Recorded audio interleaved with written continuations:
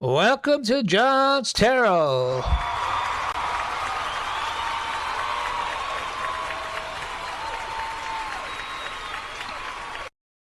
Welcome. I hope you all are having a great week and things are working out well for you, and that you're meeting all your obstacles in the spirit of opportunity.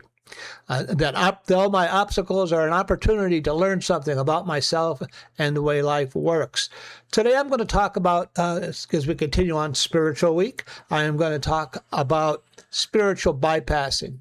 Now, I see spiritual bypassing a lot, especially in the rooms. I see it appear periodically. You may see it appear in your religious denomination, especially with new members or people who are excessively spiritual.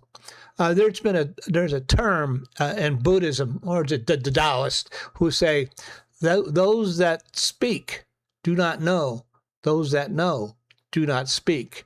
And I like to use that term in relation to spirituality and an understanding of how these things work. So I'm going to talk a little bit today about spiritual bypassing. Now, spiritual bypassing will show up in it'll show up in your, let's say, in the rooms, how I see that shows up. Let me read a little bit about the definition. Spiritual bypassing is a tendency to use spiritual ideas and practices to sidestep or avoid facing unresolved emotional issues, psychological wounds, and unfinished developmental tasks. The term was introduced in the mid-1980s by John Welwood, a Buddhist teacher and psychotherapist. Funny, I should pick out this one by a Buddhist teacher. Clinicians in pastoral psychology have identified both beneficial and detrimental manifestations of behavior that could be described as spiritual bypass. American psychologist John Welwood coined the term in 1984 after noting that some people, by resorting to spirituality to avoid difficult or painful emotions or challenges, tended to suppress aspects of their identity and needs and stall their emotional development.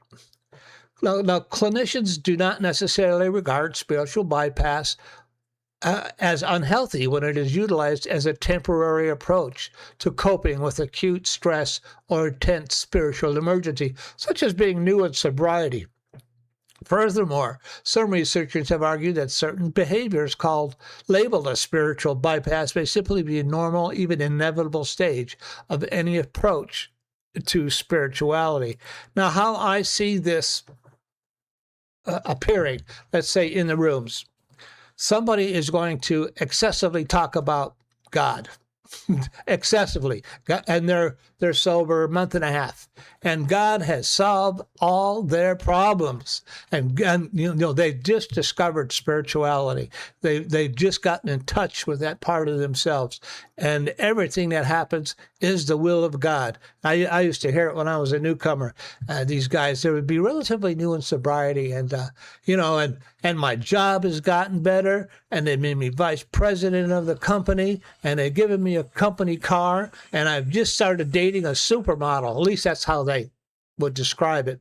Or they would say, everything is better. God's going to solve all my problems, and they're going to excessively talk about God. The problem with that, when you're relatively new to the concept of spirituality, is I do not deny that the higher powers out there and will help you resolve your problems. But these people who experience spiritual bypassing are doing this talking without having the experience to back it up. Spirituality is an important aspect in solving problems that may be threatening your life, are big problems to overcome, and you're asking for some spiritual intervention in order to help you find a solution to these problems. But true spirituality is experienced through difficulty, through challenge. When I see it in the rooms with newcomers, they're just looking for an easy way out. Without working the steps, without experiencing the challenge, without having to do the work. They're a month and a half in, and they know all about God. And they're willing to tell you all about Him too, and all about how to overcome your problems. And then what happens to them is then they'll experience inevitable. Some challenge will affect them, where they'll be hit with some challenge, and then they disappear. all their talk of spirituality, all that braggadocio, and they're gone. They disappeared. Many of them go out and drink again. Many of them go out and use again because it was all talk and no action. One of the things they talk about in the program that I belong to is that faith without works is dead. Which means that all the talk that you've been doing, you have to do work to back it up. And then when you meet the challenges in life that will inevitably come, you will have to inevitably have to face, you'll be able to face them and use aspects of your spirituality to overcome your particular problem. And I'm just talking about normal life problems. And you can overcome them. So let me move over to my tarot page. And here we are at my tarot page. I remember one time in my life, it was about a year before I got sober. The first time I encountered any true spirituality. And I was new to Buddhism, and I had some prayers answered. I don't know how that happened, but they were answered pretty quickly and pretty astonishingly. And this is how it had manifested in my life, what we call spiritual bypassing. So I was still using drugs and drinking, and I'm telling everybody about, I had this prayer answered, that prayer answered, and Buddhism this and Buddhism that, and wow, this blah, blah, blah. I was truly astounded and impressed by the results, the physical manifestation of results I was experiencing. And it just blew me away. And I would talk about it a lot. I would talk about it a great deal until somebody brought it to my attention. They go, John, you talk about this a lot. You're talking about this a great deal. But you got this, you got that, you prayed for this, you prayed for that. And how come you haven't prayed to get yourself sober? What? That never occurred to me. I was using meth at the time. I'm drinking at the time. And that had never occurred to me. How come you haven't prayed? How come your life hasn't improved? You got a few material things. How come you haven't prayed for your life to improve?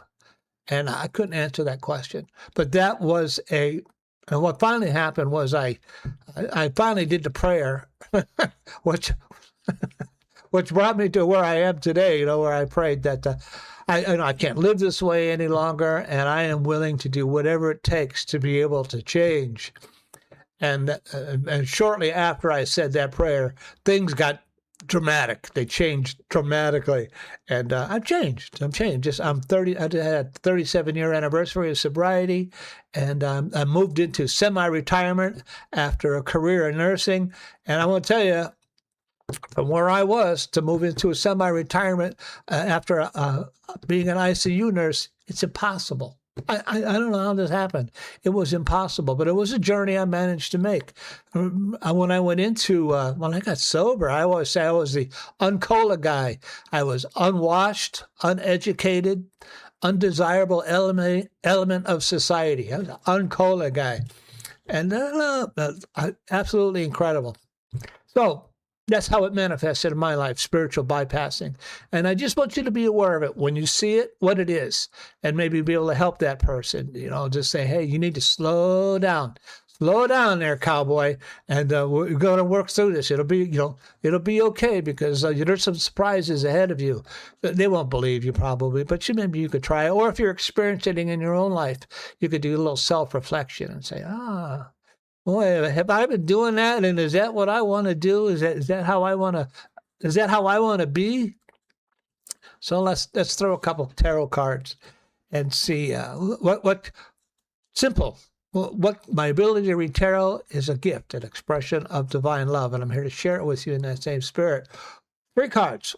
What can the tarot tell us about spiritual bypassing? That's fine. I think that'll be perfect. The tarot is a form of spirituality.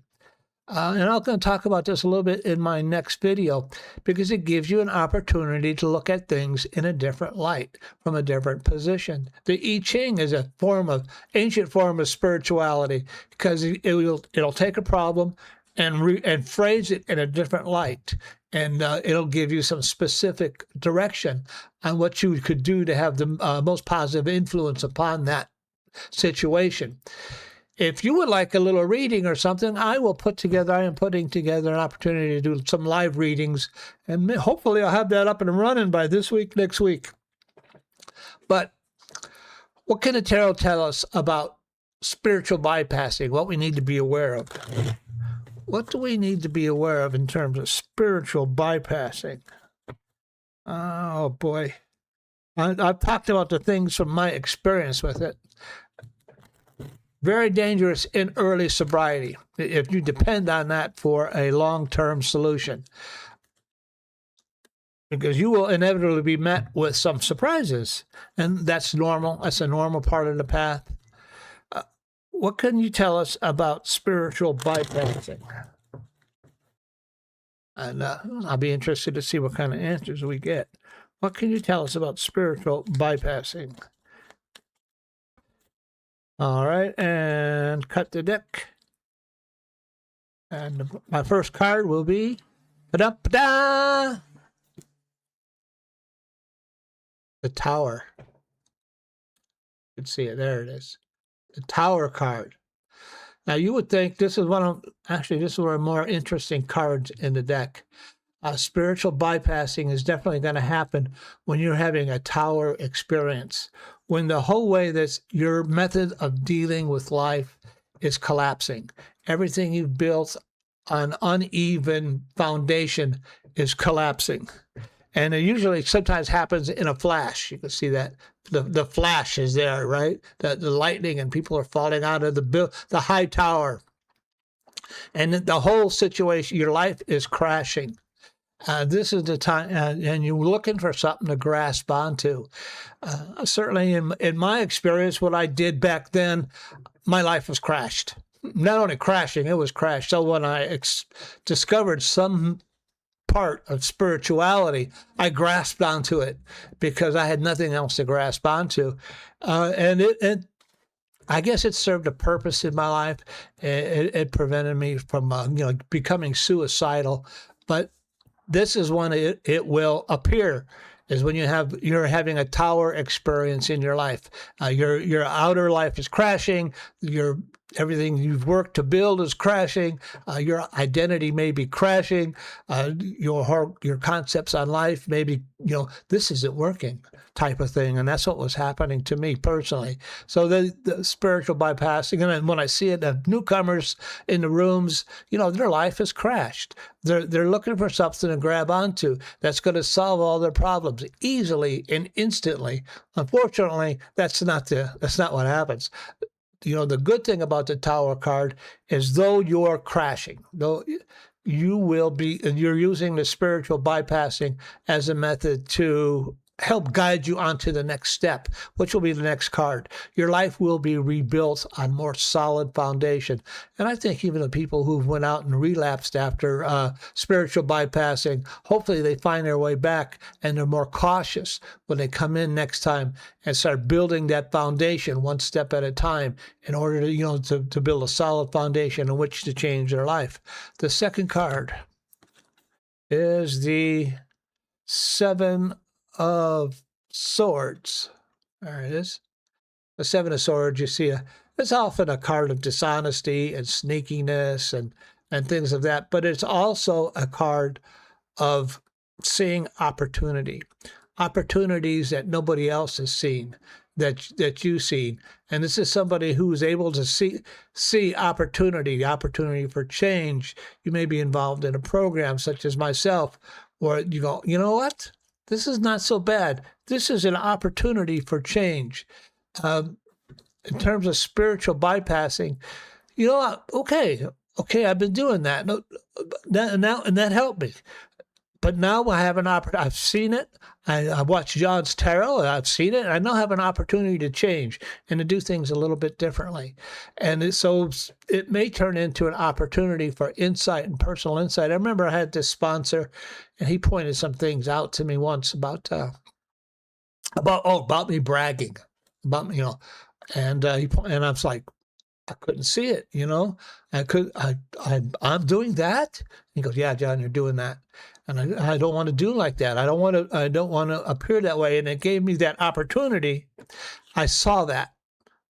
It was an opportunity. He pointed it out to me. He pointed out my bragging is kind of a dishonesty. He pointed it out to me, and it was an opportunity for me to change. And that is what spiritual bypassing can help you do, bridge you over and give you that opportunity to change if you observe that you're doing it and you don't want to do that and you want to be a different person. And it's part of the process. And then the third card is the Chariot. So it is part of the process. Everybody probably goes through some level of spiritual bypassing on this journey of change in their life. But what it leads to is building a new structure. You see behind him, he has new structures. And it leads to, you see the charioteer, it has no reins. He's being pulled by the two sphinxes, the black one and the white one. And and these are guiding his lives. These are different aspects of your life, the hidden ego part and the positive, intellectual part where you say, I really want to change. I really want to do things differently. And the charioteer is in control of these different aspects of his life. And he's building a new structure. It's a relative, this is the charioteer. It always has to do with, somebody who has a little experience in doing that, even if it's just a little experience.